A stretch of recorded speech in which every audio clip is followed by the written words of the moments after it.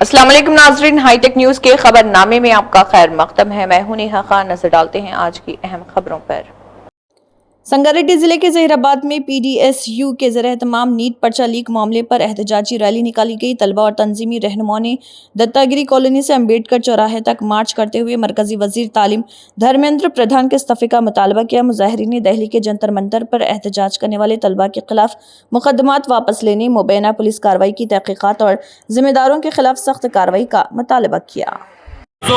ప్రధానంగా పీడీఎస్యూ ప్రగతిశీల ప్రజాస్వామ్య విద్యార్థి సంఘం ఆధ్వర్యంలో జైరాబాద్ పట్టణంలో దాదాపుగా 300 మంది విద్యార్థులతోని ప్రధాన జాతీయ రహదారిపైన ర్యాలీ నిర్వహించడం జరిగింది. ప్రధానంగా బడుగు బలైన వర్గాల ప్రజలు చదువే తన లక్ష్యంగా, ఉద్యోగము, వ్యాపారము అని ఏం చూడకుండా కష్టము రెక్కాడి జగన్ డొక్కాడని ప్రజలు ఈరోజు కష్టపడి తమ విద్యార్థులను, తమ పిల్లలను వేలకు వేలు ఫీజులు కట్టి కోచింగ్లు ఇప్పించి ఈరోజు నీట్ ఎగ్జామ్ రాస్తే ఆ పేపర్ లీక్ చేసి విద్యార్థుల మరణాలకు, విద్యార్థుల సాగుకు కారణమైన ధర్మేంద్ర ప్రధాని తక్షణమే ధర్మేంద్ర ప్రధానిని రాజీనామా చేయాలని చెప్పేసి కాంగ్రెస్ జనతా పార్టీ వారు తమ న్యాయమైన డిమాండ్తోని ఢిల్లీలో జంతర్ మంతర్ వద్ద ర్యాలీ నిర్వహిస్తూ ఉంటే, శాంతియుత పార్లమెంటు ర్యాలీ నిర్వహిస్తూ ఉంటే వారిపైన అక్కస్సు కక్కిన ఈ నరేంద్ర మోడీ వారిపైన లాఠీ చార్జ్ చేసి వారి చావుకు కారణమైన కనుక తక్షణమే ధర్మేంద్ర ప్రధానిని మంత్రివర్గం నుండి బర్తరఫ్ చేసి